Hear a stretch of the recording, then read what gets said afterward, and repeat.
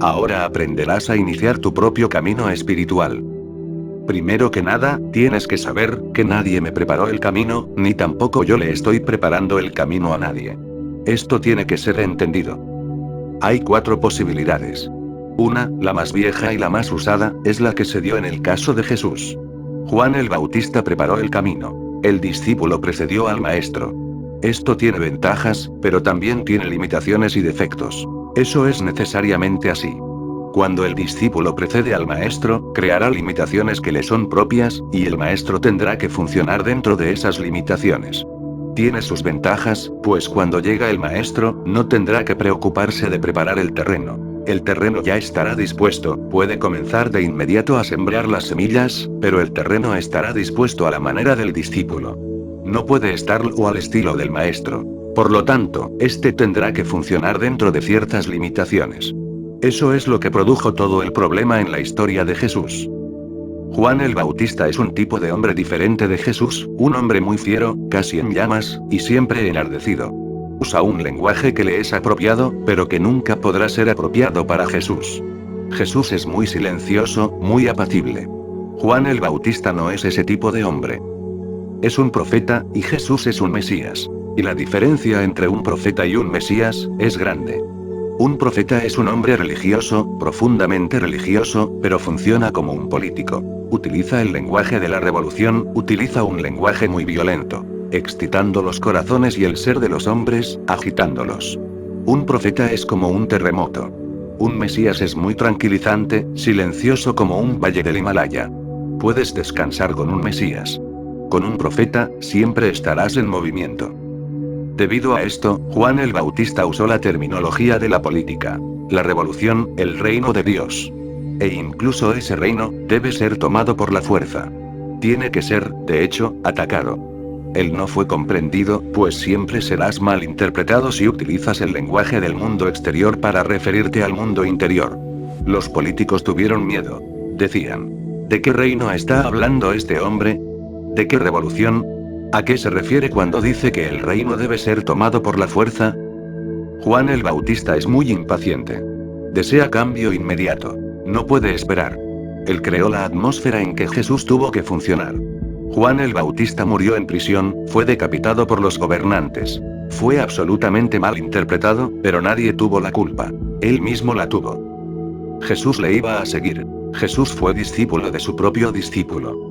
Fue iniciado por Juan el Bautista, porque éste le precedió. Se creó un vínculo. Fue así como tuvo que utilizar la misma terminología. Era casi seguro que no le comprenderían. Juan el Bautista murió en prisión, decapitado. Jesús murió en la cruz, asesinado. Juan el Bautista también estaba hablando del reino de Dios. Naturalmente, él no era agresivo, pero la terminología en sí parecía política. Él era un hombre muy inocente, no tenía nada que ver con política. Pero Juan el Bautista ayudó, en cierta manera.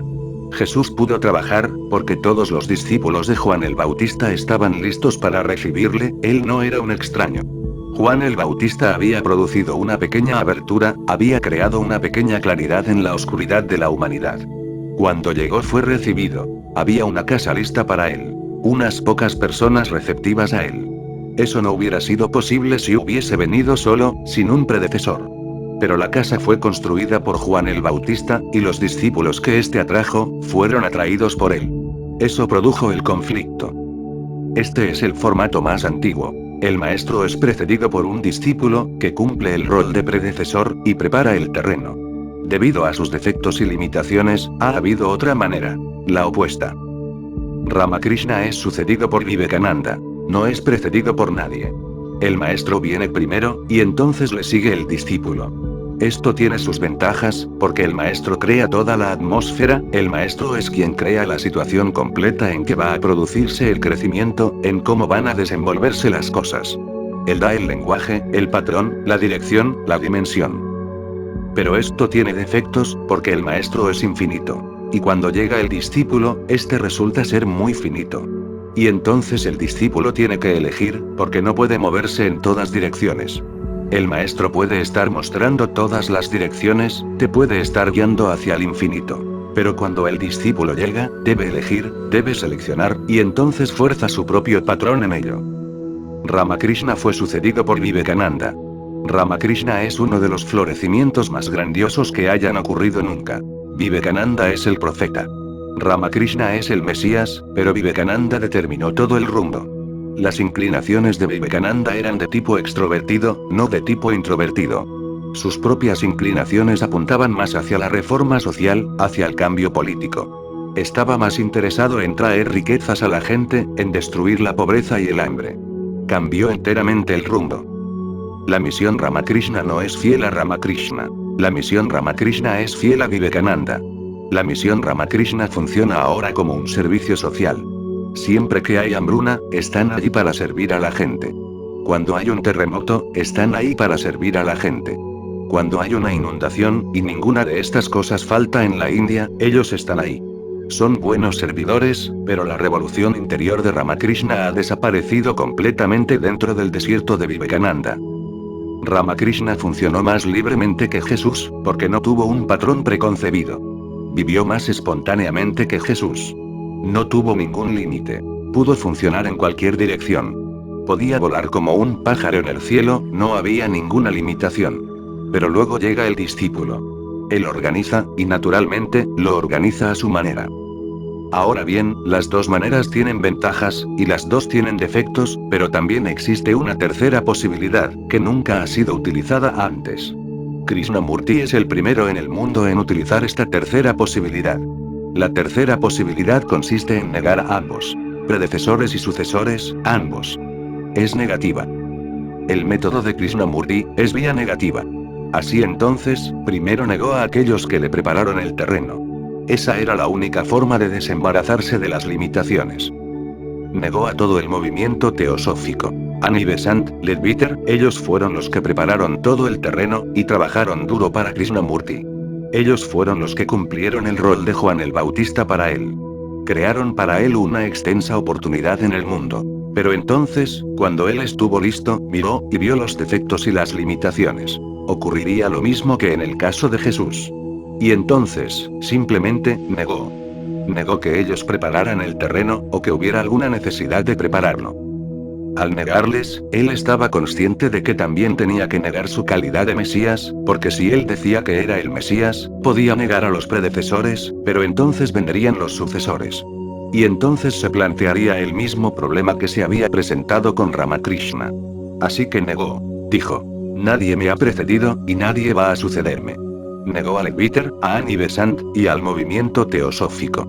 Durante toda su vida ha negado que alguien vaya a convertirse en su heredero, o sucesor.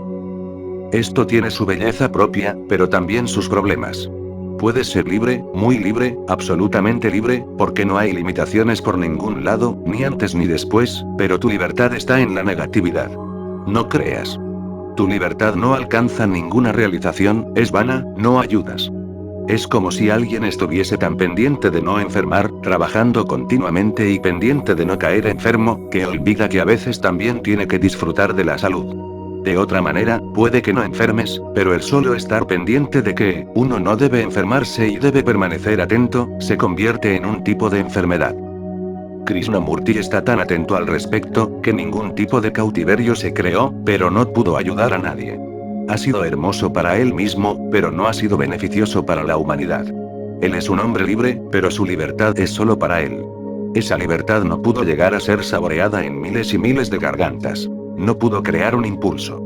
Él se ha mantenido como un pináculo de la libertad, pero no existe puente. Puedes mirarle, es como una hermosa pintura, o una hermosa poesía, pero nada se puede hacer al respecto, no te transforma, porque ha roto todos los puentes. Esta es la tercera posibilidad. Nunca se probó antes. Él fue el primero. Ahora bien, yo he probado la cuarta. Que tampoco ha sido usada. La cuarta consiste en que durante la mitad de mi vida, yo mismo he trabajado como Juan el Bautista. Y ahora, durante la otra mitad, funcionaré como un Cristo. Esta es la cuarta posibilidad. Preparar el terreno, y también sembrarlo, sembrar las semillas. También tiene sus inconvenientes. Es imposible encontrar un camino que no los tenga. Tiene cualidades y tiene defectos. La ventaja es que soy ambos. Por lo tanto soy, en cierta manera, totalmente libre. Todo lo que he hecho en mi primer paso, lo hice sabiendo perfectamente bien cuál iba a ser el segundo paso. El Juan el Bautista que había en mí, conocía perfectamente bien al Cristo que iba a seguirle. Ambos se hallaban en profunda armonía. Son una persona. No hay problema en ello. Por lo tanto, el Juan el Bautista que había en mí, no podía crear ninguna limitación para el Jesús que iba a seguirle. Libertad total. Y ningún Vivekananda me va a seguir. Yo soy mi propio Vivekananda, y soy mi propio Juan el Bautista. Por lo tanto, nadie puede limitarme en forma alguna, cuando me haya ido. Y soy positivo. Si Krishnamurti es vía negativa, yo soy vía positiva. He aceptado ambos papeles, y tengo una cierta libertad, que ni siquiera Krishnamurti puede tener. Él tiene que negar constantemente, y la negación en sí, se convierte en una preocupación, en una profunda ansiedad.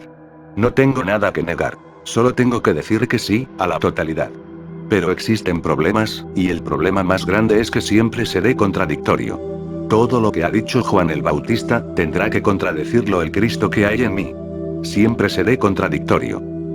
Durante muchos años me estuve moviendo, llegando a cada persona, a cualquiera que tuviera alguna capacidad de crecimiento. Nunca nadie pensó que algún día el vagabundo que había en mí, simplemente se sentaría en su habitación cerrada, y que ni siquiera saldría de esa habitación. Contradictorio. Durante años hablé en términos de revolución. Naturalmente, Juan el Bautista tiene que hablar de esa manera. Entonces, de repente, dejé de hablar de la revolución, de la sociedad, del bienestar de la humanidad. Olvidé todo al respecto. Ahora solo existe el individuo. Contradictorio.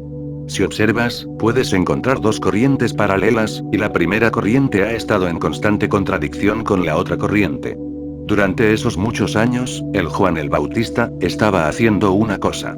Ahora el maestro, algo completamente diferente, está haciendo algo totalmente contradictorio. Más tarde, será imposible decidir si este hombre era uno solo, o dos.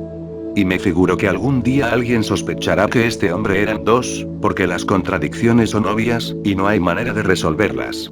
Este es el problema conmigo, pero alguien tenía que probar la cuarta posibilidad, y estoy feliz de haberla probado yo.